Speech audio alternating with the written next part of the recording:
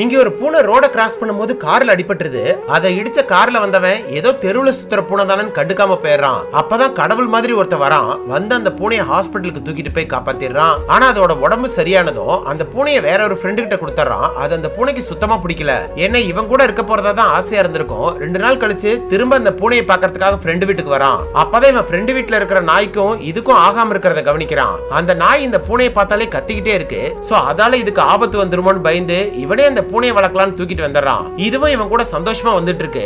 அவனுக்கும் ரொம்ப வருஷம் கழிச்சு ஒரு புது ஃப்ரெண்டு கிடைச்ச சந்தோஷத்துல அந்த பூனை கூட மனசு விட்டு பேசிட்டு வரான். அப்போ ஒரு இடத்துல காரை நிறுத்திட்டு இவன் மாத்திரை சாப்பிடறதுக்காக காருக்குள்ள போறான். அதை கவனிக்காத அந்த பூனை மறுபடியும் காணாம போயிட்டான்னு நினைச்சு இறங்கி ஓடிடுது. இவனும் பூனையை காணாமன்னு எல்லா பக்கமும் தேடிட்டு போறான். இவன் சத்தம் கேட்டு அந்த பூனை அதுவாவே அவன் கிட்ட வந்துருது. அங்க இருந்து 2 பேர் ஒருத்தருக்கு ஒருத்தர் ரொம்ப க்ளோஸ் ஆயிடுறாங்க.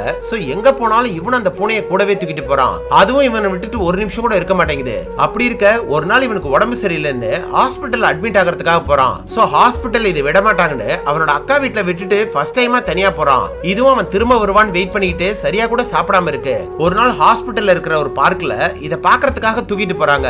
ரொம்ப நாள் கழிச்சு இத பார்த்ததும் பாசமா கட்டி பிடிச்சுக்கிறான். இதுவும் இதுக்கப்புறம் அவன் கூடவே இருக்க போறதா ஆசையா இருக்கு. ஆனா அடுத்த 2 நாள்ல அவனோட உடம்பு ரொம்ப மோசமாயிடுது. சோ கடைசி இந்த பூனையை அவங்கிட்ட காட்டுறதுக்காக ஹாஸ்பிட்டல்ல பர்மிஷன் தராங்க. அங்க போனதும் அவன் இந்த உலகத்தை விட்டு போறான்னு தெரிஞ்சு ரொம்ப வருத்தப்படுது. கடைசியா இது கண்ணு முன்னாடியே அவன் இந்த உலகத்தை விட்டே போயிடுறான். அந்த நாளை இந்த பூனையால மறக்க முடியாம அதோட கடைசி காலம் வரைக்கும் அவன் நினைப்பாவே இருக்கு.